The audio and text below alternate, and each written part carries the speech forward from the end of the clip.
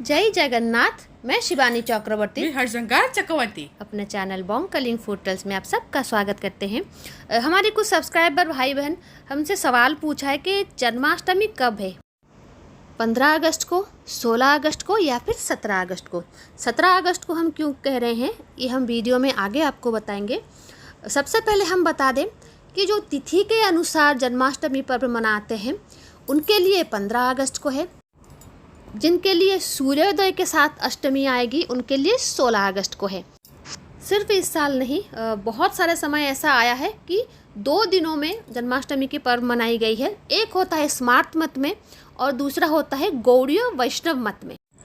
गौड़ीय वैष्णव अर्थात प्रभु चैतन्य जी के द्वारा जो वैष्णविज्म स्थापित हुआ है उसको गौड़ीय वैष्णव कहते हैं, और गौड़ जो है वो बंगाल का पुराना नाम है। तो वो जो वैष्णव होते हैं उस मत को जो मानते हैं वो दूसरे दिन, ज़्यादातर समय में ऐसा होता है कि वो दूसरे दिन ही जब सूर्योदय में अष्टमी होती है उसको मानते हैं। लेकिन अगर जगन्नाथ, क्योंकि सवाल जगन्नाथ मंदिर से संबंधित था तो हम उसी हिसाब से जवाब दे रहे हैं। जगन्नाथ मंदिर में जगन्नाथ जी की जो जन्माष्टमी की नीति होगी वो 15 को होगी, क्योंकि देव नीति जो होती है, देवताओं की जो जन्म नीति होती है वो तिथि के साथ आती है। जैसे प्रभु श्री राम जी की जन्म तिथि नवमी के दिन है, तो जब नवमी होगा, नवमी तिथि होगी, तब वो प्रभु श्री राम जी की जन्म जयंती मनाई जाएगी। नरसिंह भगवान जी की चतुर्दशी के तिथि के दिन होता है। प्रभु वामन जी का जन्म द्वादशी के दिन होता है। उसी तरीके से भगवान श्री कृष्ण का जन्म जो है वो अष्टमी की तिथि को हुआ था और प्रारंभ मुहूर्त में हुआ था। तो इस बार जो अष्टमी की तिथि और मध्य रात्र में हुआ था, अब सबको पता है कृष्ण जन्म की नीति तो मध्य रात्र में ही होती है, और ये मध्य रात्र 12 बजे से कोई संबंध नहीं रखता। 12 बज गया तो उसके बाद नीति होगी, ऐसा कुछ नहीं है। मध्य रात्र का जो समय होता है तकरीबन रात 10 बजे से लेकर ब्रह्म मुहूर्त तक, वो मध्य रात्र का समय होता है। उसमें अगर ये तिथि आ जाती है तो उसी में ही देव जन्म नीति होती है। हम सबको पता है भगवान श्री कृष्ण जी का जन्म मध्य रात्र को हुआ था। तो इस बार जो अष्टमी की तिथि है वो तकरीबन 11:48 से शुरू हो रहा है, और वो नेक्स्ट डे अर्थात 16 तारीख को 9:35 तक है। अर्थात 16 तारीख को जो मध्य रात्र का जो समय है उस समय अष्टमी की तिथि नहीं है। जो अष्टमी की तिथि है वो 15 तारीख को रात 11:48 से ही शुरुआत उसकी हो जाती है। क्योंकि वो देव का मुख्य मंदिर है इसलिए वहाँ पर प्रॉपर तिथि में ही भगवान जी की जन्म नीति समापन की जाएगी। इसलिए जगन्नाथ मंदिर में जो जन्माष्टमी की नीति होगी वो 15 को है, क्योंकि 16 तारीख को मध्य रात्र में अष्टमी की तिथि नहीं है, नवमी की तिथि आ जाती है। और जो वैष्णव है वो सूर्योदय के साथ अष्टमी की तिथि को मानते हैं, इसलिए ज़्यादातर वैष्णव मंदिर में जो मठ होते हैं, पूरी में भी बहुत सारे वैष्णव मठ, गौड़ीय मठ हैं, वो लोग 16 तारीख को जन्माष्टमी मनाएंगे। लेकिन जगन्नाथ मंदिर में 15 तारीख को ही जन्माष्टमी मनाई जाएगी। और आज भगवान जी का सप्तमी की नीति भी मंदिर में मनाई जा रही है, तो जाहिर सी बात है तो उनको तिथि के हिसाब से सब कुछ बनाना पड़ेगा।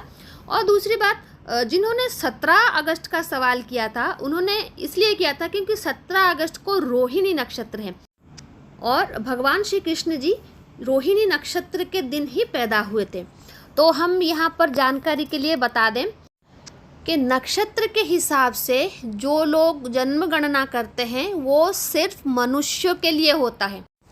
हम और आप जिस दिन जन्म हुए हैं उस दिन जो नक्षत्र होगा वो हमारा स्व नक्षत्र होगा। इसलिए हमारे सनातन परंपरा में जन्मदिन को स्व नक्षत्र कहा जाता है। वो सिर्फ इंसानों के लिए है, मनुष्यों के लिए है, देवताओं के लिए नहीं है।